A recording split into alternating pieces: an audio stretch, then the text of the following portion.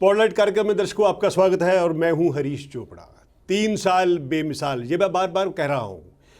हमने 3 साल पहले ये कार्यक्रम शुरू किया था और अब तक 350 से ज़्यादा एपिसोड विभिन्न चैनलों पर टेलीकास्ट हो चुके हैं।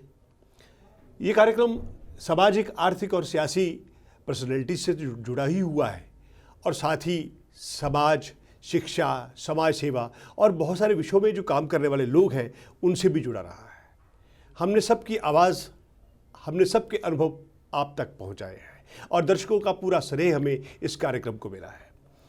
इस बार इस कार्यक्रम में हम एक नए विषय जोड़ने जा रहे हैं, जैसे प्रौद्योगिकी है, नई टेक्नोलॉजी है, वर्चुअल शिक्षा है, ऑनलाइन शिक्षा है, वर्चुअल समिट्स हो रही हैं। आजकल दुनिया का परिदृश्य बदल गया है। तो आज की कड़ी में हमारे मेहमान हैं सुरेश खंडेलवाल जी। सुरेश खंडेलवाल जी, आपका स्टूडियो में आने के लिए बहुत बहुत स्वागत है। नमस्कार जी।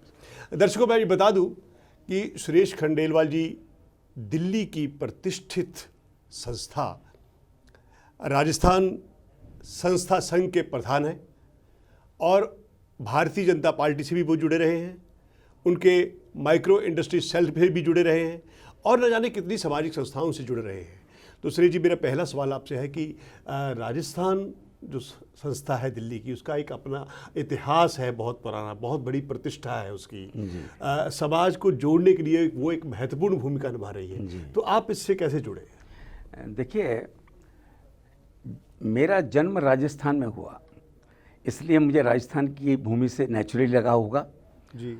और राजस्थान में हमारा खंडेलवाल समाज मैक्सिमम लगभग 90% लोग राजस्थान से जुड़े हुए हैं, वहीं के रहने वाले हैं। तो दूसरा कारण ये भी है। और तीसरा, मेरे फादर राजस्थान संस्था संघ से शुरू से जुड़े हुए हैं, स्थापना से जी। इसकी स्थापना करीब 48 वर्ष पूर्व हुई थी। और आपको ताज्जुब होगा कि राजस्थान दिवस का जो कार्यक्रम मनाया गया था पहली बार स्थापना में, वो पहले राजस्थान संस्था संघ ने मनाया था। उसके बाद राजस्थान गवर्नमेंट ने उसके अगले साल से मनाना शुरू किया था। अब आप समझ सकते हैं कि राजस्थान संस्था संघ की गरिमा कितनी बड़ी है। तो मेरे फादर के बाद मेरे को चुना गया और मैं पिछले 10 वर्षों से राजस्थानियों की सेवा करके बहुत खुश हूँ और राजस्थान संस्था संघ का अध्यक्ष के नाते मुझे दायित्व मिला हुआ है। दिल्ली के राजस्थान से रहने वाले जो मूल परिवार थे, उनको जोड़ने में आपके पिताजी जय नारायण खंडेलवाल जी की बहुत बड़ी भूमिका रही है। और ये संस्था जो है, हर वर्ष मुझे जानकारी है इस बात की कि वो हर साल परिवारों का एक मिलन समारोह रखती है। तो और भी क्या क्या गतिविधियां करते हैं? देखिए, राजस्थान संस्था संघ एक जितनी भी राजस्थानी संस्थाएं हैं उसकी फेडरेशन है। तो राजस्थान की विभिन्न संस्थाएं जो कार्यक्रम करती हैं वो राजस्थान संस्था संघ के अंतर्गत ही करती हैं। लेकिन मुख्य कार्यक्रम जो हमारे राजस्थान संस्था संघ के हैं, जब भी पार्लियामेंट के इलेक्शन होंगे तो जितने भी हमारे राजस्थान के मेंबर पार्लियामेंट हैं, हम उनको अपने मंच पे बुलाते हैं, उनका स्वागत सम्मान करते हैं, ताकि जो हमारे प्रमुख लोग यहाँ पर जितने लोग हैं हमारे मेंबर्स, वो आकर संस्थाओं वाले वो उनसे जुड़ सके, 1:1 महसूस कर सकें। और उसकी वजह से फिर राजस्थानियों का जो भी कार्य हो वो उनसे निडर जाकर बिल्कुल कंफर्टेबली बात कर सकते हैं। आप समझेंगे प्रधानमंत्री, राष्ट्रपति, कोई भी ऐसे लोग नहीं हैं जो हमारे कार्यक्रमों में ना आए हों। मुझे इंदिरा गांधी का भी याद है, इंदिरा गांधी जी का भी याद है, वो भी बता रही थी। तो हमारे कार्यक्रम की गरिमा एक अलग है।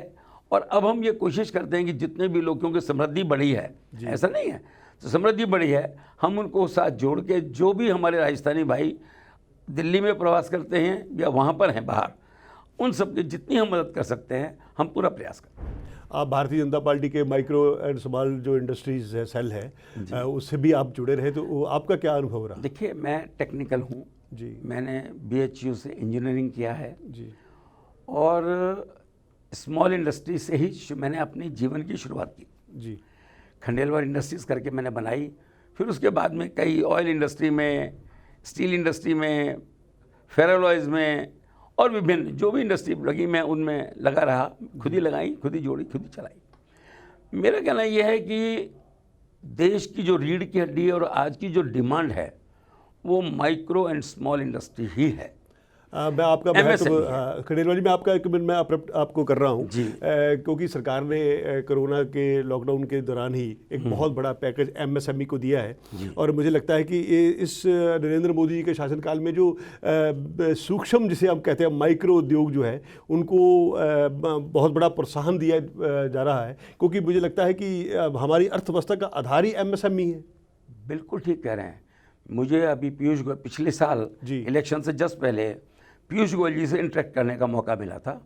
मैंने उस टाइम भी कहा हमारे देश की आज ज़रूरत जॉब की है जी जॉब केवल माइक्रो एंड स्मॉल इंडस्ट्री ही दे सकती है। जी हमारी 80% इंडस्ट्री जो स्मॉल इंडस्ट्रीज़ हैं चाइना के इंपोर्ट की वजह से बंद पड़ी हैं, बंद हो गई हैं, जी। जो कभी बहुत चला करती थी। मैं चाहता हूं कि किसी तरीके से उनको इतना बूस्ट किया जाए, इतना सपोर्ट किया जाए ताकि एक तो एम्प्लॉयमेंट हो जाएगा, दूसरा हमारी जो फॉरेन जो एक्सचेंज आ रही है जी। छोटी छोटी चीज़ों में, मूर्ति बना रहे हैं हम, ये बना रहे हैं, छोटी छोटी आइटमें जो बना है जो हम देश की बनाकर हम खूब आराम से चला सकते हैं, यूज़ कर सकते हैं। और उसका उदाहरण है पिछले 3 महीने में, शायद हमने कोरोना के टाइम में नहीं मंगाया, फिर भी हमारा देश बहुत अच्छा चल रहा है और लोगों को भावना पैदा हुई है कि हाँ हमें स्वदेशी में जाना है। मोदी जी हमारे प्रधानमंत्री हैं, उन्हें पूरा सलाम करता हूँ कि उन्होंने इस बात को इतना लिया है। मैं गारंटी कर सकता हूँ जैसा वो कह रहे हैं हमारी अर्थव्यवस्था वास्तव में बहुत बढ़ेगी, बहुत आगे जा सकती है और जाएगी ही, जाके रहेगी, क्योंकि उन्होंने MSME को काफ़ी सपोर्ट करने के लिए किया है। इसमें मैंने कुछ बातें उनको कहा भी था पीयूष जी को कि अगर हम इंडस्ट्रियल कॉरिडोर बनाकर गाँव के पास में अगर इंडस्ट्री आ जाएं जी, हाईवे के दोनों तरफ बन जाए और वहाँ के लोग आएँ और उसमें नेगोशिएट करिए, क्योंकि लेबर जॉब हमारी लेबर प्रॉब्लम नहीं होनी चाहिए जी। अगर इंडस्ट्री का जो भी चलाने वाला है वो कस्बे से या थोड़े छोटे शहर से गांव जा सकता है तो गांव वाले वहाँ पर आके काम करें। सैलरी की बाइंडिंग नहीं होनी चाहिए, नेगोशिएबल होनी चाहिए जी। और क्योंकि उनका जो यहाँ पर लेबर 15,000 में आगे काम करती है उसके घर में 5-7 हज़ार जाते हैं, बाकी खर्च हो जाते हैं। अगर वहाँ पर हम कम ज़्यादा करके भी करें तो हमारी एक तो कॉस्ट कम हो जाएगी, दूसरा हमें और भी कई जो एस्पेक्ट हैं, डंपिंग ड्यूटी लगाकर बाहर से माल कम मंगाने के लिए थोड़ा रेस्ट्रिक्शन लगाएं और हमारा अपना माल का जो हब बने, उस माल को डिस्ट्रीब्यूशन के लिए हमारे जो इंस्पेक्टर्स हैं वो उसको डिस्ट्रीब्यूशन के लिए सपोर्ट करें ताकि वो माल हर जगह जा सके। वो कई बातें नरेंद्र मोदी जी ने इस बार ले ली हैं, मुझे तो बहुत इस बात की बहुत खुशी है। आपका जो कहना है कि MSME की जहाँ तक ताल्लुक है, अगर मतलब क्या ये संदेश है कि गाँव की ओर हमें लौटना चाहिए? इसमें कोई देखिए है क्या, किसी भी मैंने स्मॉल इंडस्ट्री 4-5-7 लगाई हैं अपने जीवन में, उनको चलाया है, उसकी जो विभिन्न प्रॉब्लम्स है वो भी मुझे मालूम है जी। अगर हम उनको लीज पर ज़मीन दे दें, ठीक, गांव के दोनों तरफ जो हाईवेज हमारे उनके दोनों तरफ हम लैंड को एक्वायर कर लें और ज़मीन हम लीज पर दे दें, प्लस उनको लोन हम दे ही रहे हैं बहुत सस्ते उसके ऊपर, ठीक है।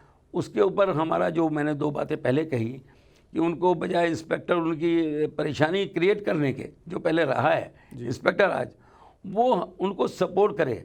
टेक्निकल नोहाउ नहीं है तो इंपोर्ट कर लें, टेक्निकल नोहाउ एक बार इंपोर्ट होगा, मशीन भी अगर इंपोर्ट बहुत क्वालिटी की करनी हो तो एक बार कर सकते हैं और हम उस तरह का माल बना दें कि लोगों का, देशवासियों का ध्यान बाहर जाए ना, वो माल यहीं बने, यहीं बिके, तो मैं समझता हूँ जो सारी समस्याएं देश की जितनी भी हैं वो सब उसी से जुड़ी हुई है। आप सेवा भारती से जुड़े हुए हैं, आप साइकिलिंग फेडरेशन से भी जुड़े रहे, आप स्थानीय जो रामीला संगठन होता है उससे भी आप जुड़े, इतनी सामाजिक संस्थाओं से जुड़े हुए हैं।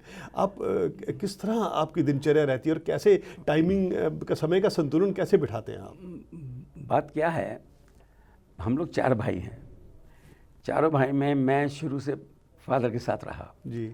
मदर की डेथ 60 साल उम्र थी बाबूजी की, तब हो गए थे, करीब 1981 में हो गई थी।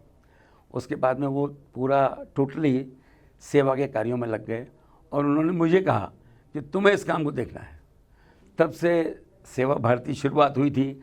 आप सोचेंगे सेवा भारती हमारे घर से शुरुआत हुई थी जी। शुरुआत करने वालों में मेरे फादर प्रमुख भी रहे। हमारा अपना खंडेलवाल समाज है, बाबूजी 83 में अध्यक्ष बने थे, तब से अब तक मैं आज अपने ऑल इंडिया का, वर्ल्ड का जितने भी खंडेलवाल समाज है उसका मैं प्रधान संरक्षक भी हूँ। जी। अध्यक्ष चुनाव में मेरा एक रोल भी रहता है। तो मैं समझता हूँ समय की बात नहीं, ये आपको खुद ही तय करना होता है, इच्छा होती है और आप उसमें समय देने का मन करता है। गेम्स में थोड़ा मेरा इंटरेस्ट रहा है शुरू में, कॉलेज टाइम से। तो मैं साइकिलिंग फेडरेशन से जुड़ा रहा, 30-35 साल का टाइम रहा और दिल्ली का अध्यक्ष भी चुना गया मैं। उसके बाद ढींडसा साहब जब स्पोर्ट्स मिनिस्टर थे तब मैं उनकी टीम में भी रहा। उसके बाद में मुझे ऐसा लगा कि थोड़ा 10 साल से मैं डाइवर्सिफाई करके समाज सेवा में ज़्यादा समय देता हूँ और मैं आज सेवा भारती से जुड़ा हुआ हूँ। सेवा भारती के विभिन्न जितने भी कार्य हैं उनमें मैं CSR कमेटी के चेयरमैन के नाते काम कर रहा हूँ। तो दर्शकों, सुरेश खंडेलवाल जी ने सारी चर्चा का एक ही निष्कर्ष निकाला है, राष्ट्र को आत्मनिर्भर बनाना है तो हमें स्वदेशी अपनाना होगा और साथ ही गांव को शहरों की तर्ज पर विकसित करना होगा। इसलिए चलो गांव की ओर, गांव के दोनों ओर सड़क के छोर आर पार इंडस्ट्री स्थापित करनी होगी, तभी हम आत्मनिर्भर बनेंगे। बहुत बहुत धन्यवाद सुरेश खंडेलवाल जी आपका।